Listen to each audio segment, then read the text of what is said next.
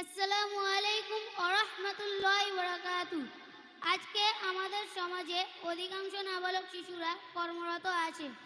এখন তাদের জীবনের যে মূল্যবান সময়, যে সময়ে তাদের পড়াশোনার মধ্যে রত থাকা দরকার ছিল, সেই আমাদের সমাজের মানুষরা তাদের দ্বারা কি করাচ্ছে সেটা আজকে আমরা বাস্তবে দেখব।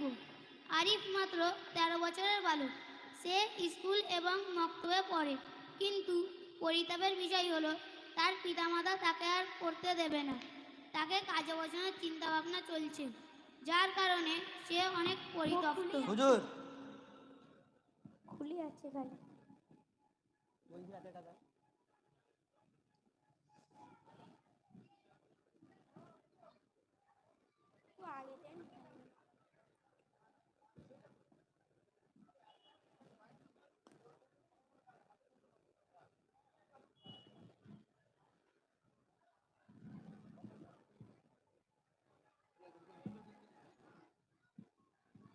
আসসালামু আলাইকুম আম্মি।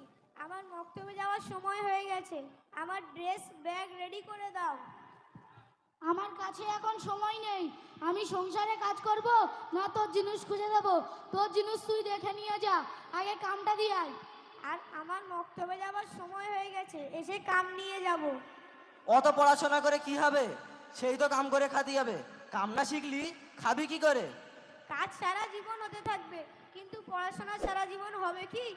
বেশি কথা না বলে যেটা বলতি সেটা কর। মক্তব স্কুল টিউশনে গিয়ে কি বিল্ডিং বেঁধে ফেলবি নাকি? সেই তো কাম করে খাতে হবে। আসসালামু আলাইকুম। ওয়ালাইকুম আসসালাম। বাবা আরিফ, তুমি এত দেরিতে মক্তবে এসেছো কেন? সরে দে। হুজুর, আমার ভাগ্যে মনে হচ্ছে দিন শিক্ষা নেই। কেন বাবা, কি হয়েছে? আমার বাবা আমাকে কাজে বসতে বলে, বলে যদি কাজ না শিখিস তাহলে খাবি কি করে। তাদের ইচ্ছা যে আমি স্কুল মক্তব ছেড়ে দিয়ে কাজে বসে যাই। আচ্ছা, তুমি দুঃখ নিও না, তোমার বাবাকে বুঝিয়ে বলো। আর কয়েকটা বছর একটু কষ্ট করে পড়ে নিতে পারলে জীবনে অনেক লাভবান হবে এবং আখিরাতেও অনেক উপকার হবে। আসসালামু আলাইকুম বাবা, আপনার সাথে কিছু জরুরি কথা ছিল। হ্যাঁ বল, কি বলবি? আমি এখন ক্লাস 8-এ পড়ি, আর মাত্র 2 বছরে মাধ্যমিকটা পাশ করে নিয়ে পরিপূর্ণ কাজে বসে যাব। আর তাছাড়া বক্তব্যে এখন পড়ার 2 বছর বাকি আছে, সেটাও শেষ হয়ে যাবে। তাহলে আমি দুনিয়াবি শিক্ষার সাথে সাথে দিনের অনেক মৌলিক জ্ঞান শিখে যাব। দেখ, তোর মা কাজ কাম করে যদি তোর মক্তব টিউশন ফিস ভর্তি পারে, তাহলে তুই যত বছর পারিস পর, আমার কোনো আপত্তি নেই। কিন্তু চাচাজি, আপনি তো এখন সক্ষম আছেন, আপনি কাজ করতে পারবেন, কিন্তু আপনি করছেন না। আপনি চায়ের দোকানে বসে আড্ডা মেরে মোড়ের মাথায় বসে পান চিবিয়ে সময় নষ্ট করছো। প্রয়োজনের সময় তার কাছে টাকা পয়সা চেয়ে প্রয়োজন পুরো করছো। আর চাচিমা ও ছোট ভাইকে কাজ করে সংসার চালাতে বলছো। তোমার লজ্জা হওয়া উচিত। তোকে এত জ্ঞান দিতে হবে না। তুই আমাদের জন্য কিছু ব্যবস্থা করে দিতে পারবি কি? দেখো, আল্লাহ তাআলা ধনী লোকেদের যে টাকা পয়সা দিয়েছে তাদের হক হলো তারা যেন গরিব, অসহায়, নিঃস্ব লোকেদের যথাযথ সাহায্য করে। সেই জন্যে খালদানির একটা ফান্ড থেকে তোমাকে 10,000 টাকা দেওয়া হচ্ছে। এটা নিয়ে কিছু একটা কারবার করে সংসার চালাও। আর আরিফ, তুই কোনো মতো মক্তব্য স্কুল ছাড়বি না, তারপর দেখছি কি করা যায়। আমার তো মক্তব ছাড়ার কোনো ইচ্ছাই নেই, কিন্তু পরিবার ও ছোট ভাই বোনেদের কিভাবে চলবে? বাবা আরিফ, তোমাকে দেখে খুব চিন্তিত মনে হচ্ছে। আসলে এর বাবা একে পড়তে দেবে না, তাই ও চিন্তিত। হুজুর, আপনি যদি এর বাবার সাথে একটু কথা বলেন তাহলে কিছু সমাধান হতে পারে। আচ্ছা ঠিক আছে, আমি ওর বাবার সাথে কথা বলবো।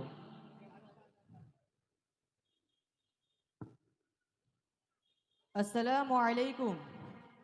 ওয়ালাইকুম আসসালাম। জিম্মাদার ভাই, আপনি একটু মক্তবে আসুন, একটা জরুরি বিষয়ে আলোচনা আছে। আচ্ছা, আমি আসছি।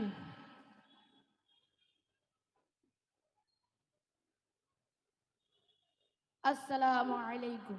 ওয়ালাইকুম আসসালাম। এই ব্যাচের আরিফের বাবার সাথে একটু কথা বলতে হবে। উনি নাকি ছেলেকে আর পড়তে দেবেন না বলছেন। কেন, কি সমস্যা? জিম্মেদার সাহেব, এর বাবা একে কাজে বসার জন্য বলছে এবং অনেক রাত্রি জেগে কাজ করতে হয়, যার কারণে স্কুল ও মক্তবের পড়া ঠিক মতো করে উঠতে পারে না এবং প্রতিদিন সকালে দেরিতে মক্তবে আসে। আফসোস, নিজের স্বার্থে বাচ্চার জীবন নষ্ট হচ্ছে। চলুন হুজুর, চেষ্টা করে দেখি ওর বাবার সাথে কথা বলি।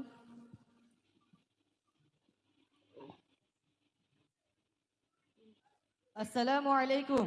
বাবা সাহেব কেমন আছেন? খবর জবর সব ঠিক আছে তো? হ্যাঁ ঠিক আছি। কি মনে করে আসলেন? বসুন। আসলে আপনার ছেলে আরিফ বেশ কিছুদিন থেকে সকালে দেরিতে পড়তে যাচ্ছে এবং বলছে নাকি ও আর পড়তে যাবে না, বাড়িতে অনেক কাজের চাপ আছে, আর হবে না। হ্যাঁ, সকালে ওর মাকে ডেকে দেয়, কিন্তু ও তো ঘুম ছেড়ে ওঠে না। তাতে আমরা কি করি বলুন তো? দেখো ভাই, তুমি যদি ওকে রাত্রি 2টো 3টে পর্যন্ত কাজ করাও, তাহলে সে কিভাবে ঘুম থেকে উঠবে আর তার কিভাবে পড়ার মানসিকতা থাকবে? কাজ তো করতে হবে, কান্না করলে চলবে কি করে?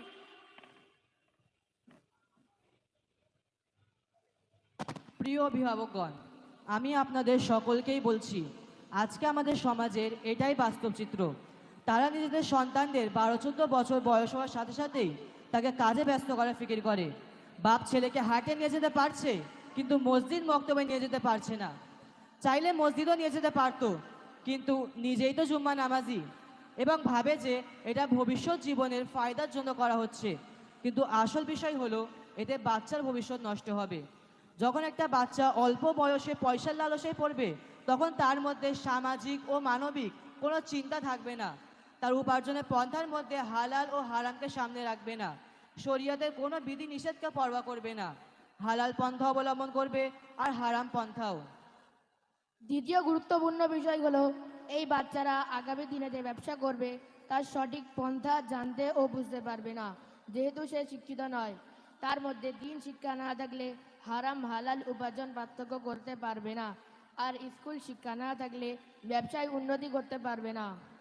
সম্মানীয় অভিভাবকদের কাছে আমাদের আবেদন, আপনারা নিজেদের স্বার্থে ছোট বাচ্চাদের শিক্ষা থেকে বঞ্চিত করবেন না। তাদের দিন ও দুনিয়ার শিক্ষার সুযোগ দিন। একটা নির্দিষ্ট সময় পর্যন্ত শেখার পরে উপযুক্ত বয়স হলে তারপরে তাকে কাজের দিকে ধাবিত করুন। এটা আমাদের শরঈ দায়িত্ব। সুতরাং রাসূল সাল্লাল্লাহু আলাইহি ওয়াসাল্লাম বলেন, প্রত্যেক পিতামাতার উপরে সন্তানের জন্য 3টি হক আছে। 1. সন্তানের জন্য ভালো মা নির্বাচন করা। 2. সন্তানের ভালো নাম রাখা। আজকে আমাদের সমাজে এটাও অনেক দুর্বল। বাচ্চাদের যদু মধু লালটু পল্টু ইত্যাদি উল্টাপাল্টা নাম রাখা হয়। 3. সন্তানকে দিনদার করা। যদি এটা না করা হয়, তবে কাল কিয়ামতের দিবসে পিতাকে জবাবদিহি হতে হবে। আল্লাহ তাআলা আমাদের প্রত্যেককে হেফাজত করুক, আমিন। আসসালামু আলাইকুম ওয়া রাহমাতুল্লাহি ওয়া বারাকাতুহু।